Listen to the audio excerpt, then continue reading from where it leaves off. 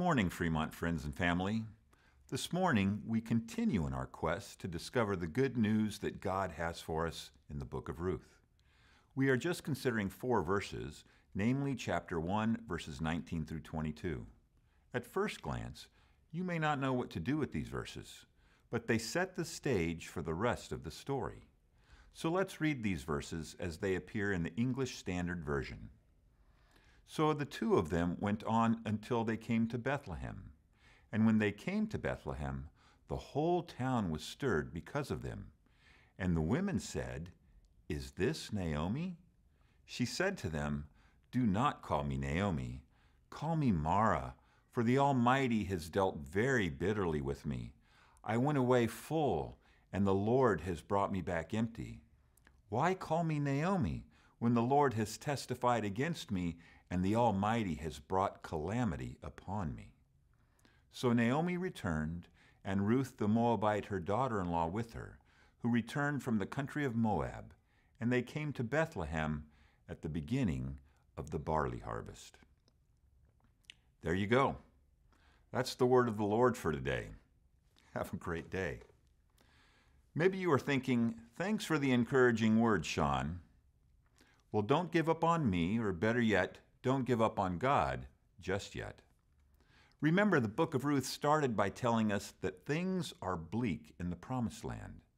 There's essentially chaos, and there is a famine. So a man named Elimelech takes his wife Naomi and his family and leaves Bethlehem in search of greener pastures. They move 40 or so miles east on the other side of the mountain to Moab, not part of God's Promised Land. Elimelech dies, and Naomi is left to be cared for by her 2 sons. They marry Moabite women, and you might recall God had instructed the Israelites against marrying foreign women because they would adopt pagan gods. One of the sons marries a Moabite named Ruth. 10 years later, both sons die, leaving Naomi and her 2 daughters-in-law questioning their very means of survival.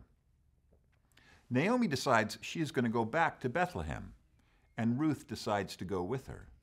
You will recall Ruth tells Naomi in a remarkable demonstration of love, "Where you go, I will go. Where you stay, I will stay. Your people will be my people, and your God, my God." So Ruth and Naomi set out for Bethlehem on what was probably a 7 to 10-day journey. When they arrive, remember, 10 or more years since Naomi left Bethlehem, the small town is stirred. Imagine they had probably wondered if they would ever see Naomi and her family again. And she shows up out of the blue. And as they look at Naomi, perhaps they saw how she wore the hardship of the last 10 years. And they ask each other, "Is this Naomi?" And Naomi responds, "Don't call me Naomi," which means pleasant. "Call me Mara," which means bitter. "For God has made my life bitter. I went away full, and now I am empty. God has afflicted me, brought misfortune upon me." We can empathize. We can feel the weight on Naomi's shoulders. This wasn't how things were supposed to turn out. Somewhere along the way, I recall hearing someone utter, "Life's hard, and then you die." My mother and I joke with each other all the time that getting old ain't for sissies. The fact of the matter is, if we spend any time on this earth, we are going to encounter hard times. Sometimes we can point to the source, perhaps a bad decision we made. And maybe, whether you are a believer or not so sure who is in charge of things, we think it must be God. God trying to teach us a lesson or something. Like the righteous man Job, who went from having it all to suffering incredible hardship. Or the Pharisees in John 9, trying to figure out who messed up that caused a man to be born blind. And then here, Naomi. Bad things happen, and we struggle to make sense of it. Naomi's answer is, God must be causing her misfortune. Years ago, there was a radio personality and journalist named Paul Harvey, and he had a gig he called The Rest of the Story. He would start out by telling you about a person without telling you their name and describe a set of circumstances that often seemed bleak or very unusual.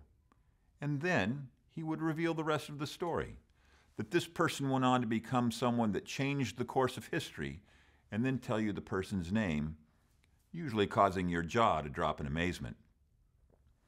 Our group of 4 verses ends with these words: "So Naomi returned from Moab, accompanied by Ruth, and they came to Bethlehem at the beginning of the barley harvest."